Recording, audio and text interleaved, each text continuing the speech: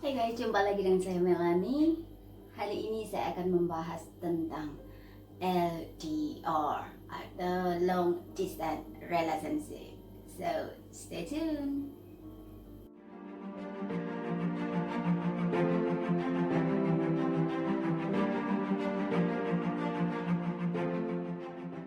Dari kalian pernah merasakan hubungan jarak jauh, entah itu hubungan lewat internet, dating website, atau mungkin bahkan suami ataupun istri yang bekerja di tempat lain, di daerah lain yang jaraknya berjauhan.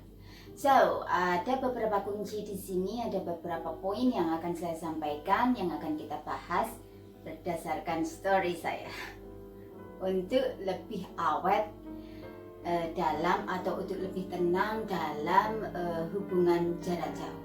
Karena memang hubungan jarak jauh ini secara feeling, secara emosi justru membuat kita lebih kuat di dalam love ya. Ketika kita mencintai seseorang, hubungan jarak jauh itu satu tantangan.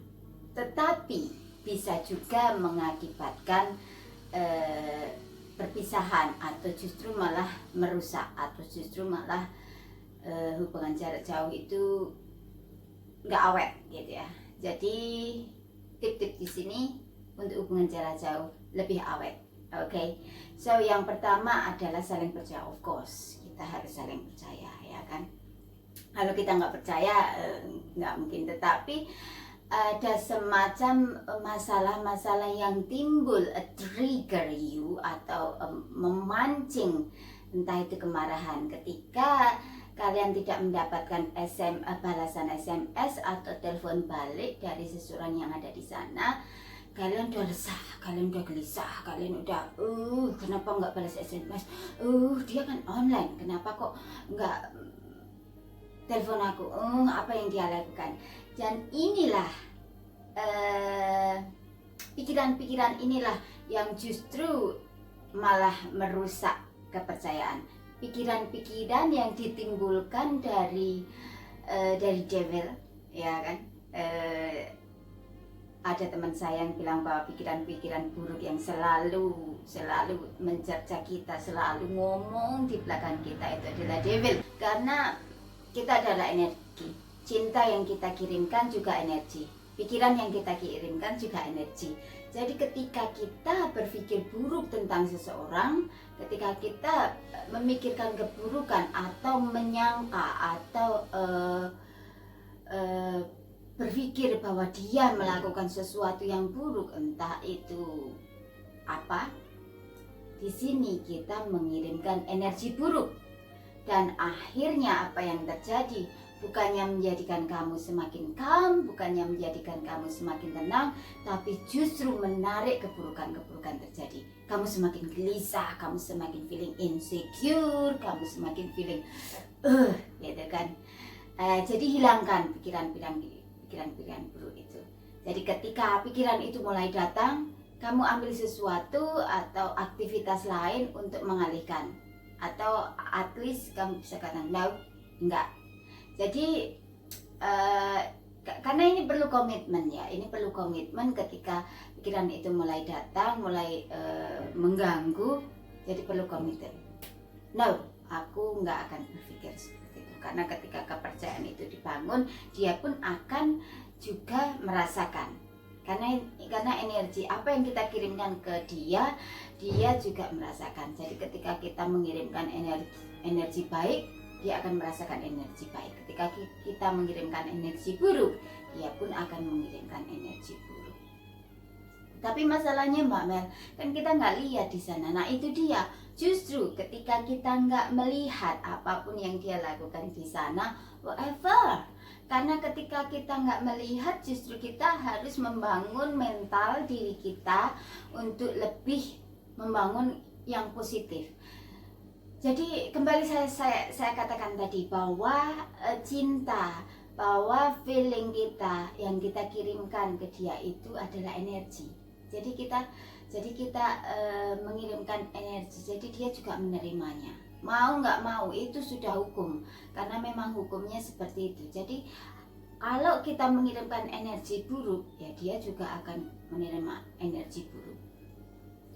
Jadi ketika kita selalu berpikir buruk kepada dia, dia pun akan merasakan hal yang sama. Itu pertama ya. Yang kedua adalah membangun komunikasi dengan baik. Karena ini penting sekali komunikasi ini. Terkadang SMS kita dalam bentuk tulisan itu diterima dia lain. Apalagi kalau kita bahasanya berbeda.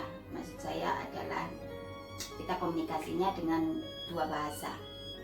Jadi bukan bahasa kita sendiri, bukan bahasa kita sendiri yang kita punya, tetapi mungkin kalian punya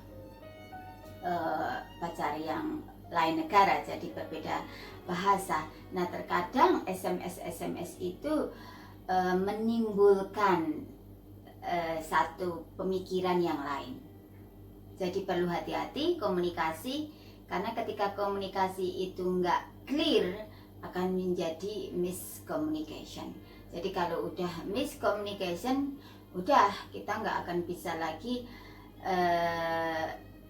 lebih calm, karena di dalam kata-kata yang kita sampaikan lewat SMS itu terkadang grammar penerimaan dia itu akan menjadi lain. Atau mungkin sedikit saja tanda tanya atau tanda pentung gitu ya, atau koma atau apa, itu udah penerimanya udah lain.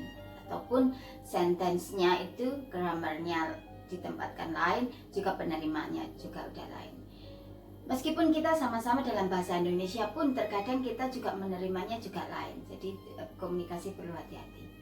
Kalau saya itu lebih baik adalah video. Kita kirimkan video. Kalau saya mau ngomong sesuatu, saya mending buat video, kirimkan teks. Jadi tahu apa yang kita sampaikan, apa yang menjadi keinginan kita, apa yang menjadi maksud dari pesan kita untuk dia. Itu yang berikutnya adalah menjalin satu atmosfer atau chemistry yang penuh dengan apa ya, gairah ya, passion. Jadi ketika kita menjalin atmosfer atau chemistry yang passion, yang sweet, macam kayak mengirim sesuatu yang sweet, itu kita sudah menghidupkan atmosfer atau menghidupkan chemistry. Jadi sinyal yang kita kirimkan itu sinyal yang mesra gitulah, yang mesra, yang indah, yang penuh dengan sweet, yang tidak penuh dengan kemarahan. Atau terkadang kita selalu berpikir karena kita udah jengkel ya, kenapa berjam-jam nggak balas SMS atau telepon saya. Kita kan nggak tahu dia sibuk, kita kan nggak tahu dia juga lagi stuck dengan pekerjaan, ataupun dia lagi melakukan hal-hal penting lainnya, kita nggak tahu. Tapi ketika kita mengirimkan SMS yang unnecessary atau yang nggak berguna, yang nggak seharusnya dikirimkan, itu akan menimbulkan satu masalah percikan-percikan. Jadi kirimkan saja SMS. Kalaupun dia nggak membalas dalam 1 hari, atau misalnya dalam 2 hari, mungkin dia ketiduran atau apa, atau terlebih lagi kalau dia ada di balik dunia, separuh dunia yang lain. Jadi waktu pun waktunya itu ketika kita mau tidur dia bangun, ketika dia bangun kita tidur. Jadi waktunya itu kan berbeda, otomatis kita komunikasinya juga kan berbeda, juga akan sedikit kesulitan. Jadi timbulkan atmosfer atau chemistry yang mesra, yang penuh passionate. Itu jadi kepercayaan juga, kita harus komunikasi yang baik, menimbulkan atmosfer atau chemistry yang penuh kemesraan. Itu sangat penting sekali. Oke, ketika ini dulu yang mau saya bagikan.